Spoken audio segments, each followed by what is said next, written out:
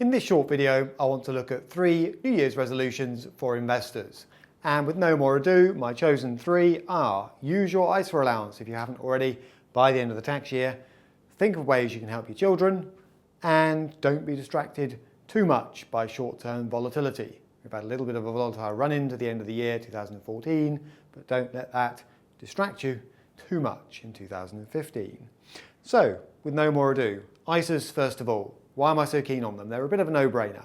This is the government basically offering you the chance to shelter cash and various investments from both income tax, strictly speaking, further income tax, and capital gains tax if you're looking at investments.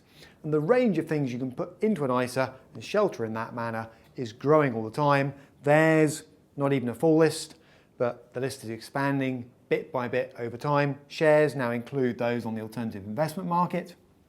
Corporate bonds are in, UK government IOUs are in, authorised funds are in, and a few other things besides. And the idea is pop these things into an ISA, there are plenty of them now you can choose from, and the ISA will protect both the income side of things from further income tax and also capital gains tax on any gains that you make subsequently. So pretty handy. Now, how you could use it?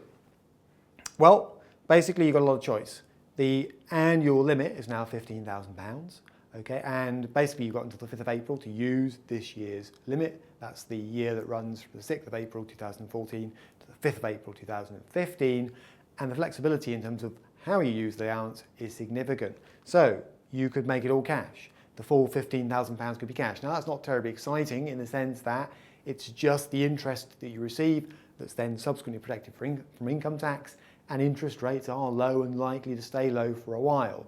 So, looking for slightly better long-term returns, you could do 100% investments. You could choose from that list I just mentioned and start sheltering shares, bonds, funds and so on from both further income tax and capital gains tax. Or the beautiful thing is you can mix and match. So if you fancy it, you could do 50-50, half cash, half investments, or mix and match, a little bit cash, lots of investments, and vice versa. So lots of flexibility now, both in terms of what goes in and how it goes in, if you like. Now, how effective could this be? Let's say you take the investments route, and let's say you're prepared to invest £1,250 monthly.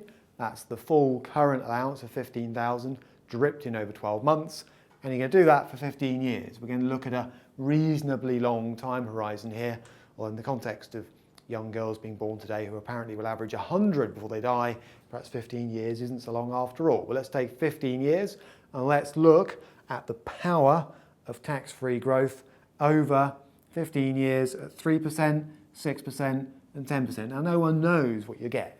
It's one of the problems with investing in, say, stocks. You don't know for sure, but 3% is pretty conservative, 6% a sort of middling rate, and 10% aggressive, just to give you a comparison. Now, here's the amount going in. That is simply £1,250 per month for 15 years. So that's a £225,000 investment in all 3 cases. Now let's apply the growth, the tax-free growth on top. All right, adds a little bit of icing on the cake at 3%, a bigger dollop of it at 6%, and it's half the cake at 10%.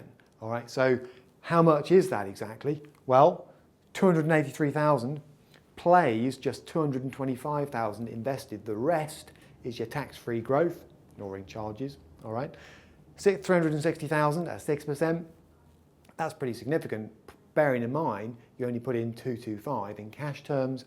And were you, big assumption, to get 10% growth per annum, then you'd be looking at more than doubling the actual amount of cash you put in. So pretty powerful stuff. Some other key features, and then we'll move on. And if you want to know more, do see my longer videos in the Explains series, specifically on ISAs and new ISAs as they're now called by some people. Married couples get 1 each. So as a husband and wife, you've got £30,000 potentially available this year up until the 5th of April. Quite a lot, bearing in mind you can do this every tax year. Use it or lose it. Do watch out for that one.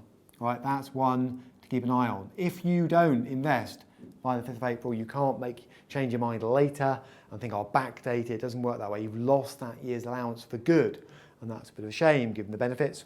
Flexibility there, some more flexibility. Different providers can be used for different components and you can transfer between them, assuming those providers allow you to do so. Lump sum or regular saving. So by all means, play catch up at the end of the tax year and dump the full amount into an ISA. But that's a bit annoying, and you may not have the cash available, and you might want to have to, not want to have to worry anyway and just forget about it. So regular saving, the way I illustrated, is the alternative. And finally, they keep improving ISAs actually.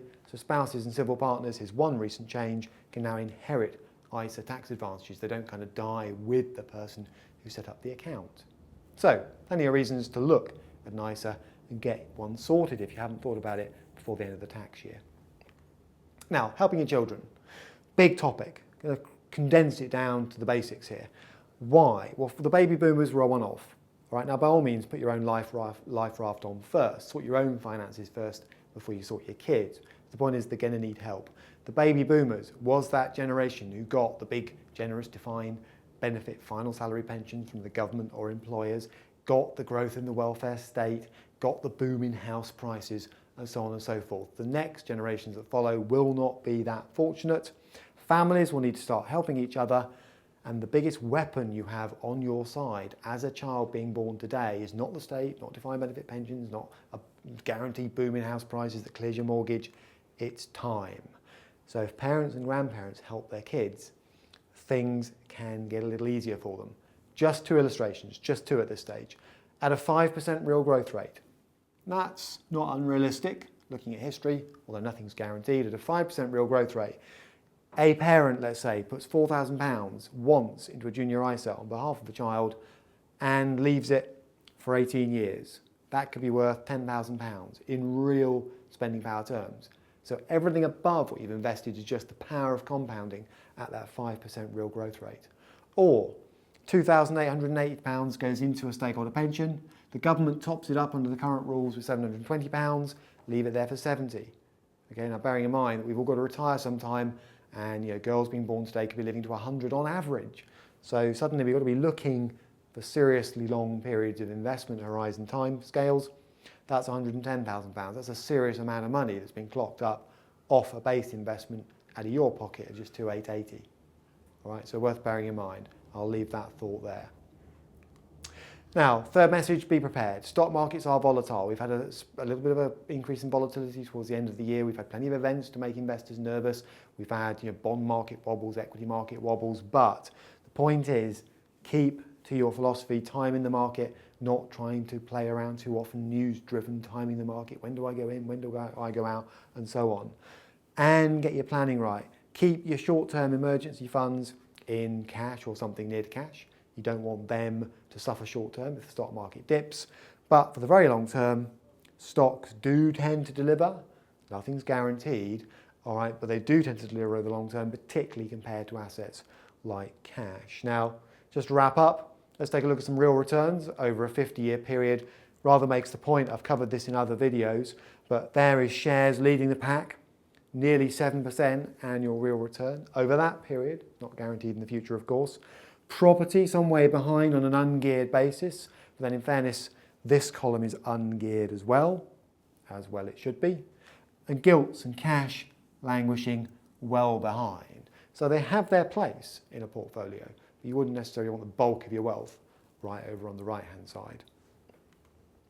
Shares versus cash over the long term. Now, this is my final slide really in this presentation. The technical content is just to make the point that shares are volatile. Of course they are. In the short term, they can be very hairy, but hang on in there and you do reap the benefits.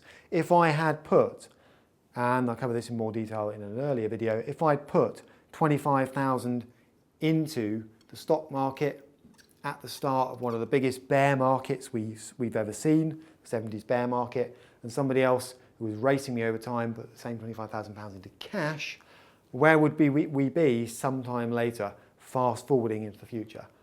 Okay, well here's the answer. There goes the shares line, pretty volatile. There's a big dip, that horrible bear market. Ooh, you've been panicking around here. There are some other big dips, as you can see. But the point is, you'd be up to £38,000 in real purchasing power terms at the end of this period, had you invested in shares, even allowing for that massive crash just when you got started. Whereas someone who left their money in cash has actually lost most of it in real terms thanks to inflation, £2,000 there, and in real purchasing power comparison terms, way, way, way worse off. Okay? Now, The past may not repeat in the future, but it makes something clear that panicking, dropping out of stocks and staying out of stocks for too long is not usually a good idea. Okay, finally, just leaves me to say, I hope you've enjoyed the Bennett Explains series so far. I hope 2015 is a prosperous and jargon-free year for you. Any comments on what you've seen so far, editor@killick.com.